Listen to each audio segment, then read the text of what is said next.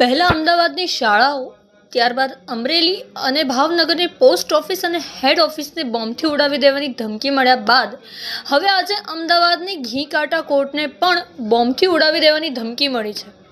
ઘટનાની જાણ થતાં જ dog squad, bomb squad, fire વિભાગ અને પોલીસ ટીમ ઘટના સ્થળ પર પહોંચી અને સમગ્ર ઘટનાની કાર્યવાહી હાથ ધરી છે. અત્યાર સુધી અમદાવાદની હાઈકોર્ટ અને ગ્રામ્ય કોર્ટને જ બોમ્બથી ઉડાવી દેવાની ધમકી મળી હતી, પરંતુ આજે ઘીકાટા કોર્ટને પણ બોમ્બથી ઉડાવી દેવાની ધમકી મળી છે.